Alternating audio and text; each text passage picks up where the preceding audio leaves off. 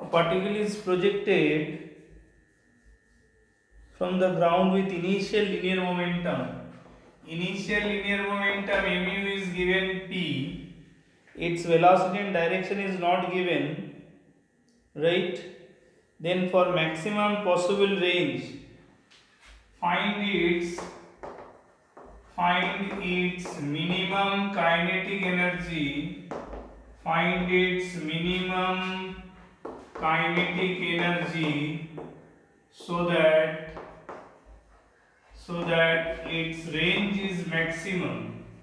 So that its range is maximum when initial linear momentum is p.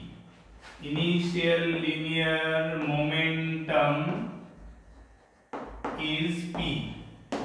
So अगर initial linear momentum p है तो बताओ कि इसका है ना मिनिमम काइनेटिक एनर्जी क्या होगा। इसका मिनिमम काइनेटिक एनर्जी क्या होगा, ठीक है। बस इतना सा छोटा सा प्रश्न है, इसका उत्तर बता दो बच्चों लोग। इसका आंसर बताओ क्या होगा। Provided if it is throne with initial momentum of p, mu का मास है m, स्पीड नहीं दिया है, ये दिया है, ये नहीं दिया है। We do not know the term speed but momentum है, तो हम जानते हैं कि मोमेंटम को जनरली हम लोग मास इनटू वेलोसिटी लिखते हैं, तो इसीलिए मैंने लिख दिया कि initial momentum m equal to p, जिसमें m का वैल्यू पता है, mass of the particle is given m, और इसको प्रोजेक्ट किया गया for range to be maximum. Range अगर मैक्सिमम होगा तो काइनेटिक एनर्जी मिनिमम क्या होगा। हाँ तो चलो रेंज अगर मैक्सिमम है, सो वी नो दैट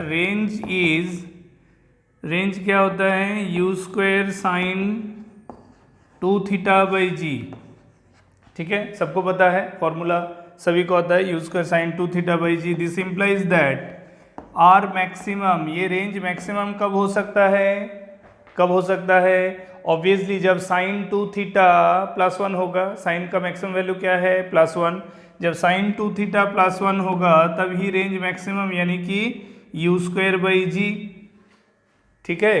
तो इसका मतलब ये निकल आया कि साइन 2 थीटा का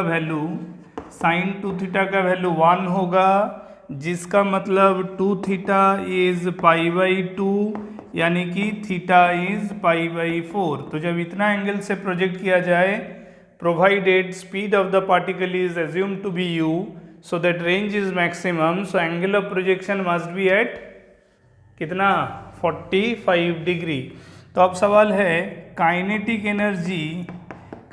energy is known to be minimum at maximum height, है ना। काइनेटिक एनर्जी मिनिमम कहाँ होता है, मैक्सिमम हाइट में। तो यानी पार्टिकल को अगर ऐसे प्रोजेक्ट करें तो उसका ये जो प्रोजेक्टाइल पाथ होगा, इस प्रोजेक्टाइल पाथ का हाईएस्ट पॉइंट पे जहाँ उसका वेलोसिटी v क्या होता है, which is just equal to the initial horizontal velocity. इस पोजीशन में जो ux होता है ना, उसी ux के बराबर होता है उसका वैल्यू। तो मिनिमम काइनेटिक एनर्जी का मतलब है that is equal to half mv square, यानी कि हाफ m ux स्क्वायर। तो ux स्क्वायर का वैल्यू को हम लोग आसानी से लिख सकते हैं, that is u square cos square theta, क्योंकि ux is nothing but other than u cos theta, और हमको थीटा का वैल्यू पता है कितना है, π/4।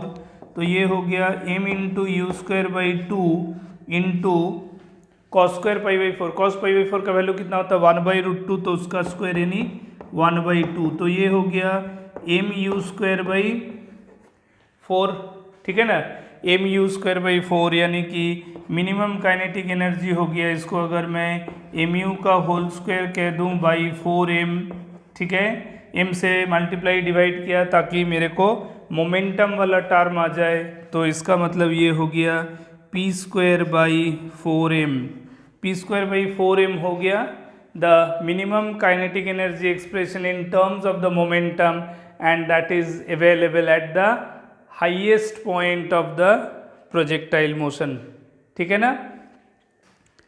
ओके, तो ये रहा first question of today's discussion.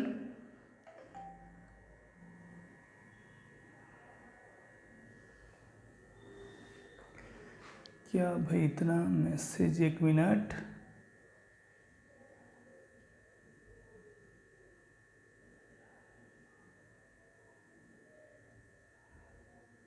अरे क्या क्या मैसेज इतना आया जा रहा है।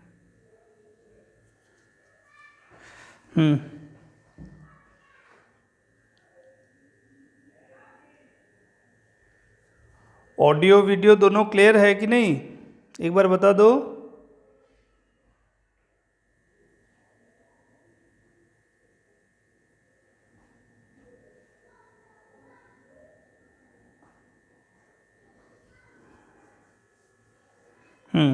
Okay, next question. ये हो गया फर्स्ट क्वेश्चन, ठीक है। चलो सेकंड क्वेश्चन पे चलते हैं, है ना। सेकंड क्वेश्चन पे चलते हैं। If in second question if a particle is projected from ground, तो मान लो एक ऐसा पॉइंट है जहां उसका हाइट 0.4 मीटर है, ठीक है। इस इंस्टेंट पे उसका वेलोसिटी v है, ये u है पता नहीं है, ये एंगल क्या है ये भी पता नहीं है। A particle is projected with some unknown speed and unknown direction, और after some time particle is at a height 0.4 meter, जहाँ वेलोसिटी वैल्यू दिया है ये v जो है वो गिवन है 6i cap plus 2j cap, 6i cap plus 2j cap meter पर second is the velocity value of the particle at a height of 0.4 meter above then the level of projection, ठीक है, समझ में आया। तो find the initial angle of projection, ये जो particle को प्रोजेक्ट किया गया इसका इनिशियल एंगल क्या है वो बताना है। What will be the angle of projection. चलो एक 2 मिनट ट्राई करो, होगा क्या, होगा क्या बताओ।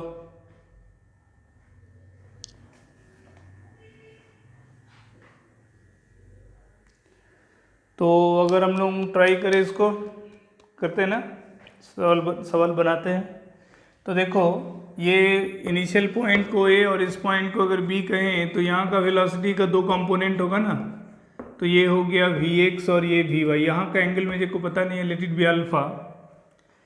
तो Vx according to the value, this Vx is definitely 6i and about Vy it is given 2j, है ना। वर्टिकल वेलोसिटी कंपोनेंट दिया है 2j और हॉरिजॉन्टल कंपोनेंट है 6i। इनिशियल वेलोसिटी अगर u है at the initial point of projection with the angle theta, तो इसका इनिशियल हॉरिजॉन्टल है u cos थीटा और वर्टिकल है u sin थीटा। इसका मतलब है हॉरिजॉन्टल वेलोसिटी a और b दोनों पॉइंट में इक्वल होना चाहिए ना। हॉरिजॉन्टल वेलोसिटी तो इक्वल होता है थ्रू आउट द प्रोजेक्टाइल, तो इसका मतलब मैं कह सकता हूँ कि u cos थीटा जो है उसको 6 लिख सकता हूँ। This can be the one equation. और दूसरा है कि a से b तक का using the vertical separation,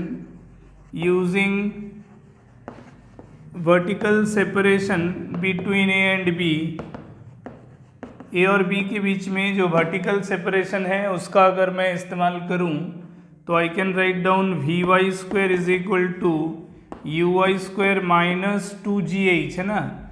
vertical downward direction में g है, g being taken in the downward direction, तो मेरे को ये वेलोसिटी पता है, दैट इज 2j, तो इसको स्क्वायरिंग करेंगे तो 4, this is equal to uy square minus 2 into 10 into 0.4, ठीक है। तो ये हो गया आपका uy स्क्वायर माइनस, ये कितना होगा 8 होगा ना, 0.8 इंटू 10। तो इससे we can write down the uy square value is equal to 12, यानी कि uy इज इक्वल टू 2√3।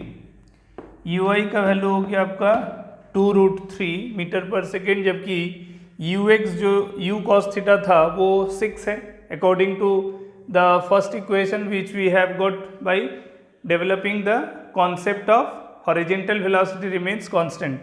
तो अब हम लिख सकते हैं देयरफॉर uy बाई ux, यानी कि u sine theta by u cos theta.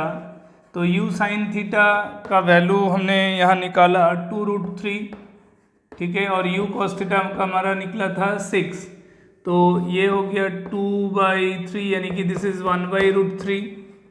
तो यहाँ u कैंसिल हो जाएगा, यानी कि tan theta is equal to 1/√3, यानी कि थीटा हो गया 30 डिग्री, दैट इज π/6। तो एंगल ऑफ प्रोजेक्शन आ गया। तो initial angle of projection of the particle which was thrown with some unknown magnitude and unknown direction, but after acquiring the vertical height of 0.4 where velocity value was given, so that has helped us to know the angle of projection, that is coming 30 degree, है ना, π/6, ठीक है। Okay, चलो देख लो क्या है। Whose message chat box में 30 degree rhythm, correct, absolutely 130 degree.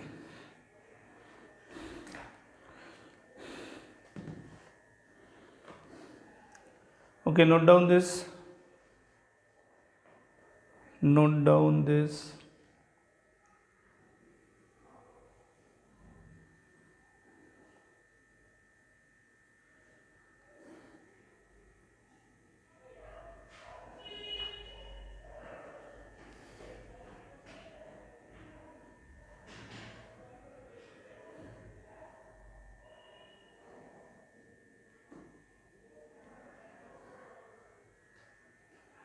ঠিক আছে, we can move to the next question। चलो नेक्स्ट क्वेश्चन की तरफ चलते हैं। नेक्स्ट क्वेश्चन है about particle projected with speed u on an t time, ठीक। Now the next question is about the projectile on inclined plane. Projectile on incline plane, ये एक incline plane है at 30 degree angle with horizontal. A particle is projected with making another 30 degree with the incline plane, और ये जाके ऐसे hit किया ये B, ठीक है। और speed of projection, about speed of projection is given u, speed of projection is given u। तो सवाल ये है, सवाल जो चीज़ यहाँ पूछा है वो ये है कि if t be the time taken, if t be the time taken of this projectile, of this projectile motion,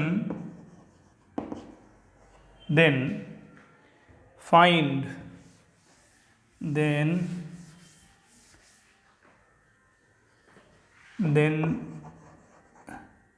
find AB। ये AB डिस्टेंस हम लोगों को पता करना है ना, ये AB क्या होगा, ठीक है, what will be this distance AB, we need to know this. जबकि हमको time of flight of this projectile is given and speed of projection is also given। Speed of projection is given how much, u has speed of projection at an angle 30 degree with the inclined plane, and the position of the inclined plane is also mentioned, it is at 30 degree with the horizontal, then what will be the distance that it can travel along the inclined plane from A to B, है कि नहीं?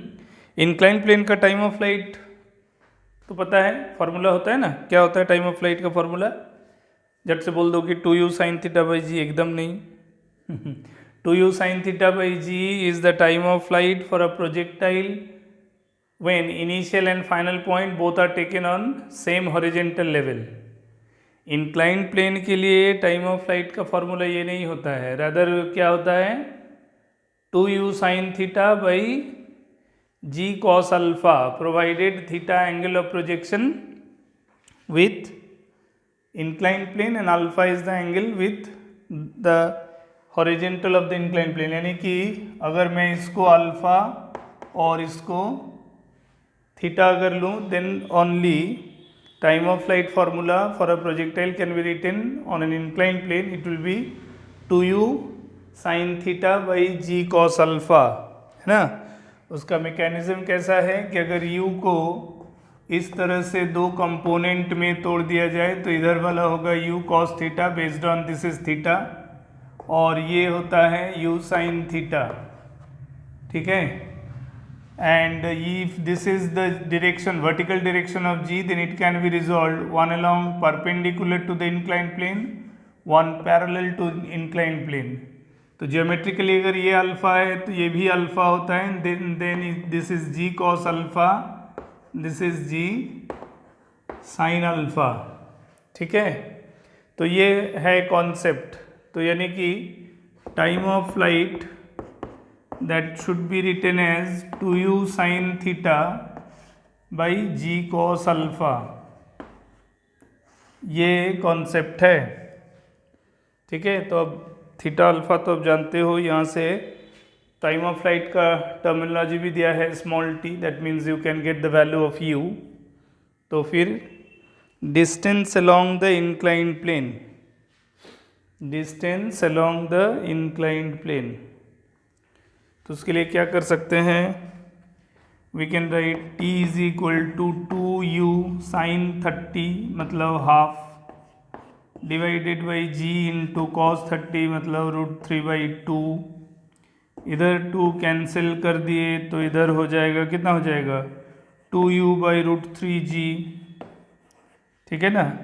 तो यहाँ से you can write down u is equal to √3g into t by 2, ये हो गया unknown u का इंफॉर्मेशन, ठीक है। उसके बाद अब ए बी का डिस्टेंस को अगर मैं s ले लूँ तो along the inclined plane, along the inclined plane, ठीक है ना, along the inclined plane मैं लिख सकता हूँ क्या, ए बी बराबर देख लो u cos theta along the inclined plane into t minus half, inclined plane से parallel acceleration is g sin alpha into t square. कारण अब इंक्लाइन प्लेन के अलॉन्ग जो डिस्प्लेसमेंट है वो कांस्टेंट स्पीड का तो है नहीं, हॉरिजॉन्टल के डायरेक्शन पे जब डिस्टेंस ट्रैवल निकालते हैं प्रोजेक्टाइल में तब वो कांस्टेंट वेलोसिटी का होता है, क्योंकि g का प्रेजेंस वर्टिकली डाउनवर्ड डायरेक्शन और g का हॉरिजॉन्टल डायरेक्शन में उसका इफेक्ट जीरो, g का कोई वैल्यू हॉरिजॉन्टल पे नहीं होता, इसी कारण से हॉरिजॉन्टल के डायरेक्शन पे वेलोसिटी को जीरो कह सकते हैं। लेकिन इंक्लाइंड प्लेन के तरफ तो वेलोसिटी को कांस्टेंट नहीं मान सकते हैं, कारण ये जो g sin अल्फा है ये लगातार u cos थीटा के अगेंस्ट में रहेगा, तो वो कम करेगा उसको, यानी कि लिख सकते हैं u into cos 30 √3/2 that into t minus g/2 into sine 30 is half into T square. तो ये हो गया ए बी का टर्म। अब आप u के जगह लिख सकते हो √3 इंटू जी इंटू t/2, जो u का वैल्यू आया था that into √3/2 into t minus g/4 T square, ठीक है ना। तो अब इसको सिंप्लीफाई कर देते हैं तो ये हो जाता है 3GT²/4 माइनस GT²/4। ठीक है।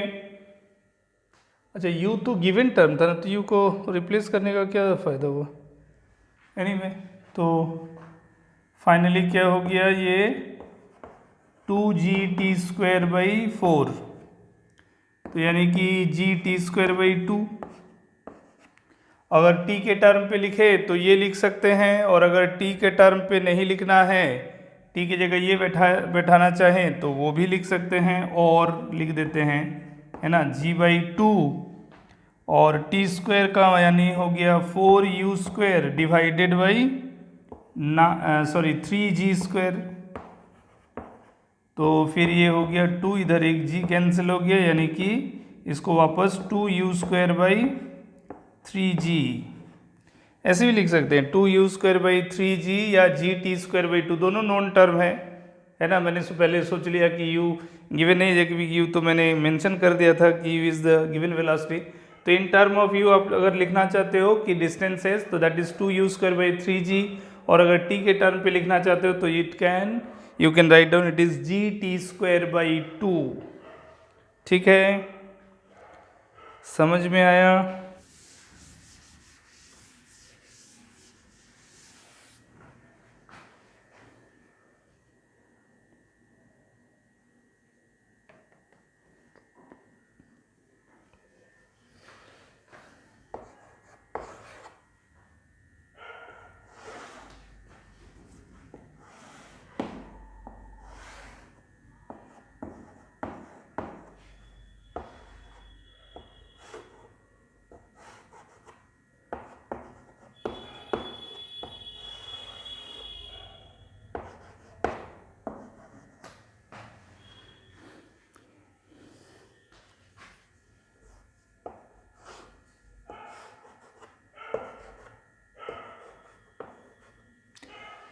So A and B are two position on a horizontal plane having some distance of separation. That distance of separation is not given here.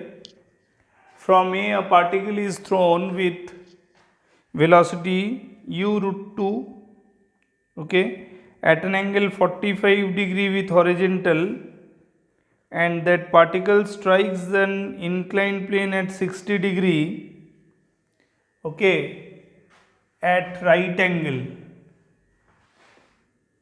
The projected particle, we can write down the projected particle strike the inclined plane, strike the inclined plane perpendicular to it, perpendicular to it. ठीक है ना, तो inclined plane को perpendicularly strike करेगा। So what will be the velocity of the particle at the time of collision, what will be the velocity of the particle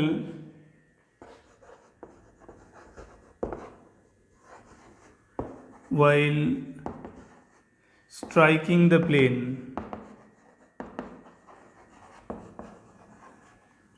plane को hit करने के वक्त, इंक्लाइन प्लेन को हिट करते वक्त उसका स्ट्राइकिंग वेलोसिटी, कितना वेलोसिटी के साथ वो इंक्लाइन प्लेन को स्ट्राइक कर सकता है ना। We need to know that velocity. Direction of motion तो दिया है at the time of colliding with this inclined plane and that is perpendicular to the plane। Plane के साथ जो रिलेशन दिया है वो परपेंडिकुलर टू द प्लेन है। ठीक है, तो क्या होगा उसका magnitude of velocity provided if it strikes the plane perpendicularly. देखो, ट्राई करो।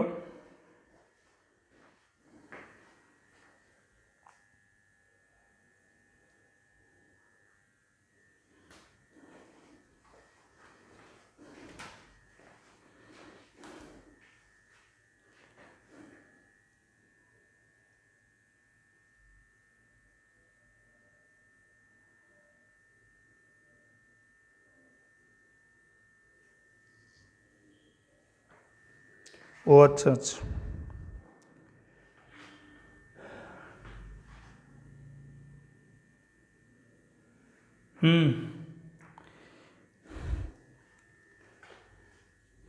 we know that in projectile motion the horizontal velocities remain constant, है कि नहीं?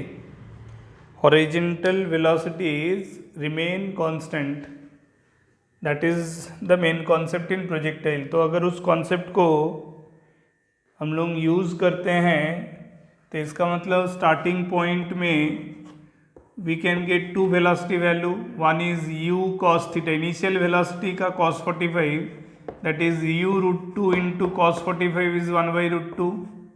और वर्टिकल भी लिखते हैं तो b u root two into sine 45 1/√2, यानी कि मैग्नीट्यूड चाहे हॉरिजेंटल वैल्यू हो या vertical, that is you only. ठीक. अब इंक्लाइंड प्लेन पे हिट करते वक्त अगर पार्टिकल का स्ट्राइकिंग वेलोसिटी v है तो with respect to inclined plane, geometry पर ध्यान दो, ये इंक्लाइंड प्लेन 60 डिग्री है. कोई पार्टिकल अगर नॉर्मल हिट करता है उसको, ठीक है ना, at the time of hitting the plane, if it is perpendicular to the inclined plane as the condition given, तो उसको रिजॉल्व कर लेंगे तो we can keep two components of it, one along the horizontal and other one is vertical. तो geometry के हिसाब से ये 60 ये 30, तो फिर ये 60 होता है, तो दिस वाज v, तो हॉरिजेंटल हो जाता है v cos, sorry vertical v cos 60 और हॉरिजेंटल हो जाएगा v sin 60. तो striking at the time of striking the inclined plane, though it strikes perpendicularly, but we know one thing, the magnitude value of its horizontal component at every instant during the flight, that means just before striking the plane, the horizontal component of the striking velocity, which is v sin 60 here, right, v sin 60, तो v sin 60 का value, v sin 60 जो कि horizontal component है, वो initial horizontal u root two into cos 45, यानी कि u के बराबर होना चाहिए. तो ये हो गया हमारा v into root 3/2, that is equal to u. तो हम लोग यहाँ से v को लिख सकते हैं क्या, 2u/√3. तो इसका मतलब magnitude of the velocity value of the particle, ठीक है, magnitude of the velocity value of the particle is 2u/√3.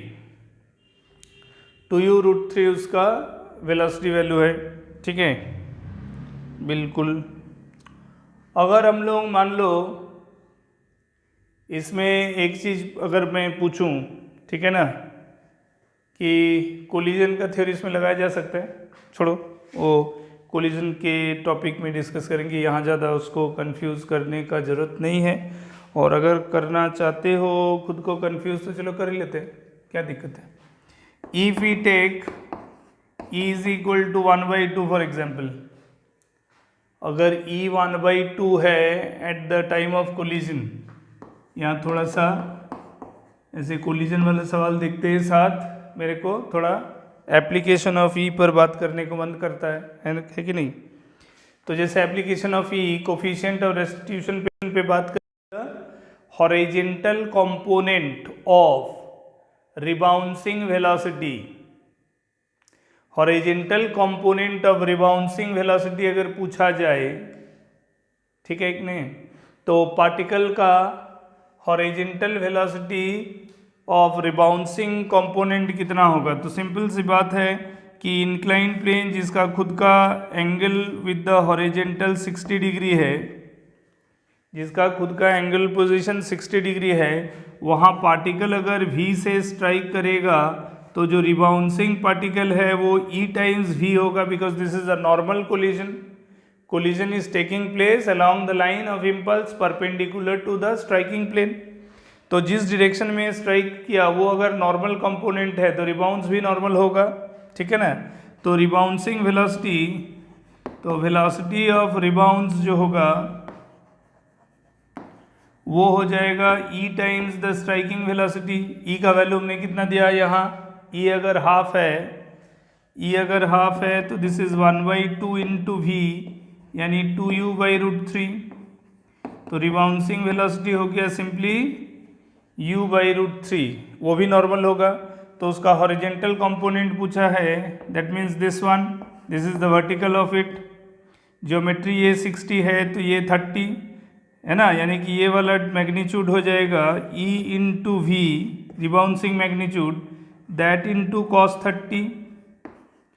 तो ये हो जाएगा हमारा हॉरिजेंटल कंपोनेंट जो पूछा है, horizontal component of rebounce value, velocity value, ठीक है ना। तो वो हो गया ई वी इंटू cos 30। तो ई इंटू वी का वैल्यू तो हम लोग निकाल लिए u/√3। तो u/√3 इंटू cos 30 यानी √3/2, तो ये हो गया u/2। तो horizontal velocity component of the rebouncing velocity if the collision is taken for e to be half, e अगर हाफ है तो हॉरिजेंटल वेलोसिटी कंपोनेंट हो जाएगा u/2। कारण हम लोग जानते हैं कि the value of e can be written क्या, रिलेटिव वेलोसिटी ऑफ रिबाउंस, यानी कि relative velocity after collision by relative velocity before collision.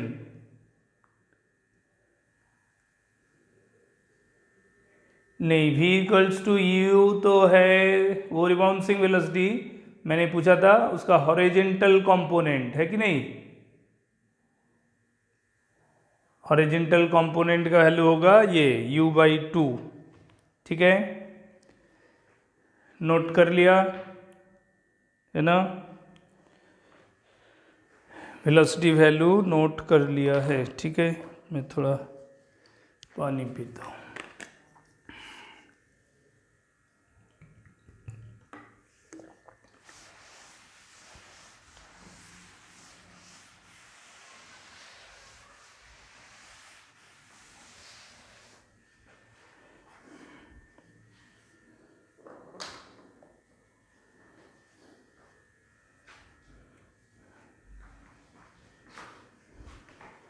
अच्छा, तुम लोगों को तो ये कॉन्सेप्ट पता है ना कि प्रोजेक्टाइल का जो इक्वल रेंज होगा है ना, उसका कंडीशन क्या होता है, projectile thrown for equal range must be having क्या, angle of projection as complementary to each other. इतना तो पता है ना, ऑफ कोर्स पता होना चाहिए।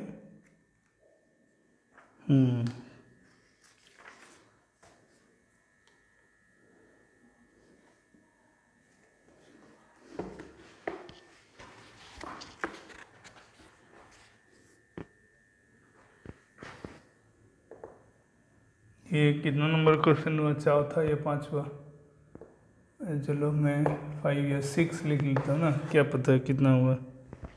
क्वेश्चन नंबर 6,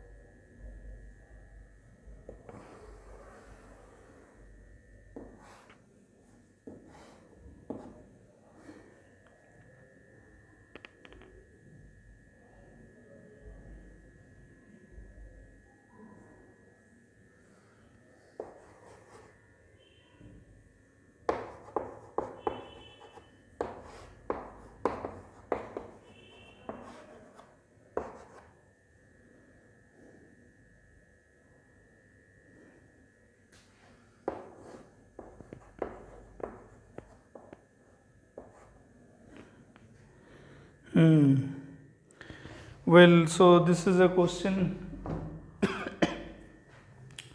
मिस हो रखी है कुछ, रुको मैं इसको ऐसे कर देता हूँ। अब ठीक है ना डायग्राम, हाँ तो a particle is projected from some point. If I identify that point is with a highest point is B, it is reaching up to the point C, जो जहाँ तक प्रोजेक्टाइल है C तक ABC पाथ है, ठीक है, ABC उसका path है और इस पाथ में B is the maximum height at 20 meter above than the level of projection and the projection is concluding at C. The C is 25 meter below the initial point of projection, ठीक है, initial point of projection से last point का vertical height है 25 metre and horizontal separation is given 75 metre. तो find the value of alpha, ये angle of projection horizontal के साथ जो अल्फा दिया है वो कितना होगा, ठीक है, इसको बनाना है। देखिए ट्राई करो तो तुम लोग,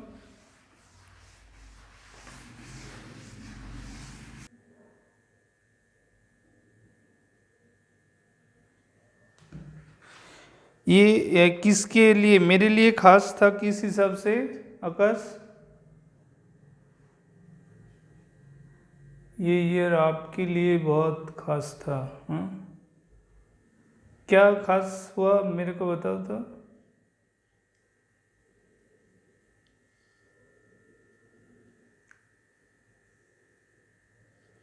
ओ हाँ, मैं को बोल रहा था भी 2020 खास होना से अरे 2020 सिर्फ मेरा लिए नहीं, पूरा दुनिया के लिए खास हो गया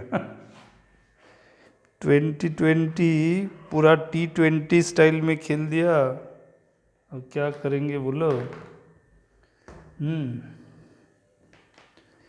2020 को खास बनाना था, सुपर खास हो गया, हाँ है कि नहीं? तो चलो बना कि नहीं बना? अच्छा चलो मैं बनाता हूँ। देखो पहला तो है पार्टिकल को प्रोजेक्ट किया जा रहा है, कुछ तो वेलोसिटी होगा, लेट इट बी u। तो सबसे पहले with respect two point of projection वो एक मैक्सिमम हाइट 20 मीटर गेन करता है। तो किसी भी प्रोजेक्टाइल का हॉरिजेंटल के रेस्पेक्ट में, पॉइंट ऑफ प्रोजेक्शन के रेस्पेक्ट में वो जो वर्टिकल हाइट अटेन करता है मैक्सिमम हाइट, उसका फॉर्मूला क्या होता है? You square sine square alpha by 2g, है ना। तो उसका वैल्यू मेरे को दिया है 20। तो इससे हम लोग एक वैल्यू लिख सकते हैं ना, u square sine square alpha, उफ बाप रे मच्छर, u square sine square alpha is equal to 40g, इसको एक इक्वेशन लिख लिया। दूसरा है कि पॉइंट ऑफ प्रोजेक्शन के रेस्पेक्ट में फाइनल पॉइंट का एक वर्टिकल डिस्प्लेसमेंट है 25 मीटर। तो हम लोग from A to C, initial point from A to C, initial to final point के अगर देखें तो vertical displacement -25 equals to initial vertical velocity, इधर होगा u cos अल्फा और वर्टिकल का इनिशियल क्या होगा? u साइन अल्फा होगा ना। तो ये u sine alpha initial vertical that into t minus half g into T square, ठीक है। तो यहाँ से जो अगर g का वैल्यू मैं 10 बैठाऊँ तो ये 400 हो जाएगा। तो you square sine square alpha 400, यानी u साइन अल्फा को 20 लिख सकते हैं। तो -25 is equal to 20 into t minus 10/2 5t square. इसको और सिंप्लीफाई करें तो t square minus 4t minus 5 equal to 0, ठीक है ना।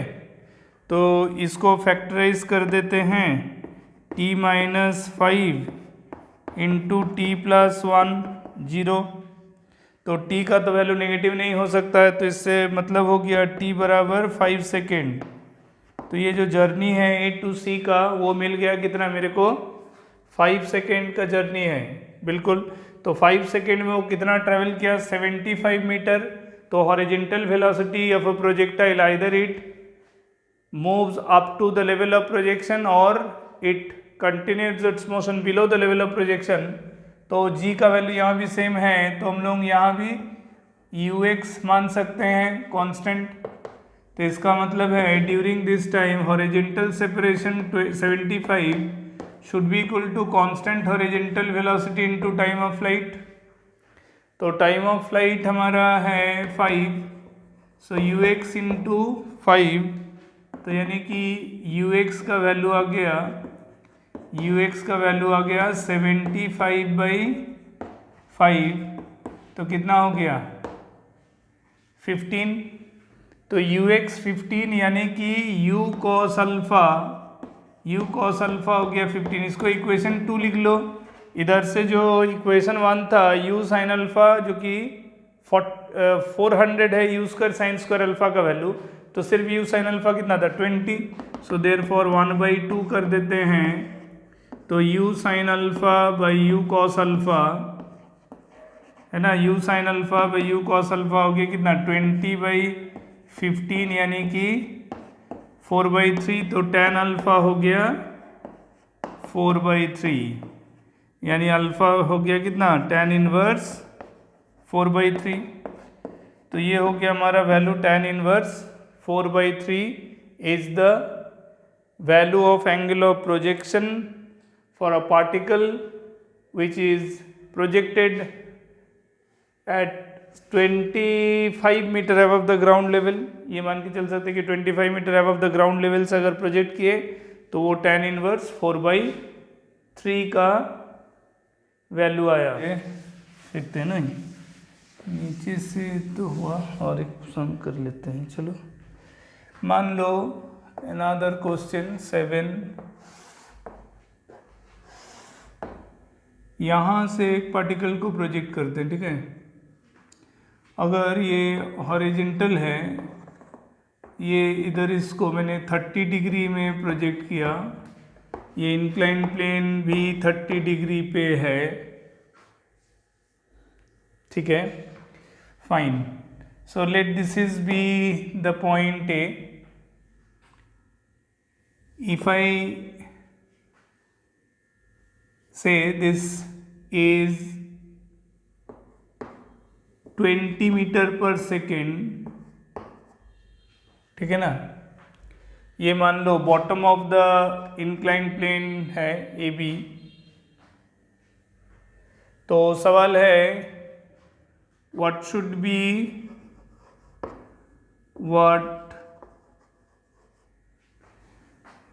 लेकिन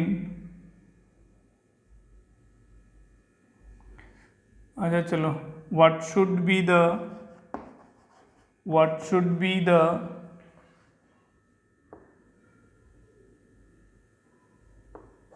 distance AB so that this particle will strike at B। Particle projected from A with given speed and given direction। Direction of motion दिया हुआ है, speed भी दिया हुआ है। तो सवाल ये है कि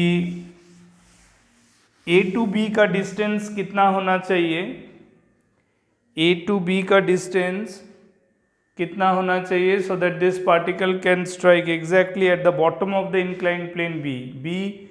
diagram wise it is the bottom point of the incline plane. तो पार्टिकल को अगर ए से प्रोजेक्ट करेंगे ज्योमेट्रिकली, उसका angle with the incline plane पता चल रहा है ना। तो bottom of the incline plane में हिट करने के लिए ये ए बी डिस्टेंस कितना होना चाहिए। Like the previous question only, उसमें मैंने नीचे से ऊपर की तरफ प्रोजेक्ट किया था और ये उल्टा है, ऊपर से नीचे की तरफ आ रहा है। और फिर से इट इज़ द डिस्टेंस और range along the incline plane वाला क्वेश्चन है ना। तो हम लोग जानते हैं कि जब हमको एंगल और स्पीड पता होता है तो I can easily find out the time of flight. जब टाइम ऑफ फ्लाइट मिल गया तो फिर ए बी डिस्टेंस तो निकल जाना चाहिए, है कि नहीं। तो क्या करेंगे, सबसे पहले टाइम ऑफ फ्लाइट निकालेंगे। जब पार्टिकल यहाँ से शुरू करेगा और अल्टीमेटली घूम के इसी पॉइंट पर आएगा, इसी पॉइंट पे आके हिट करेगा, तो इसका मतलब है उसका जो स्पीड ऑफ प्रोजेक्शन है उसका मैं दो कंपोनेंट ले सकता हूँ। One is perpendicular to the incline plane, one along the incline plane. तो जो डाउन द इंक्लाइन प्लेन होगा, अलोंग द इंक्लाइन प्लेन होगा, ये टोटल एंगल हो जाएगा 60 degree. So it is u cos 60 और ये ऊपर वाला जाने वाला u sin 60। ठीक है, perpendicular to the incline plane ऊपर वाला जाने की तरफ वाला वेलोसिटी है u sin 60 और down the incline u cos 60। तो ultimately g acts vertically downward. तो g का अगर दो कंपोनेंट देखें तो दिस 30 यानी कि ये भी 30, तो towards the incline plane g cos 30।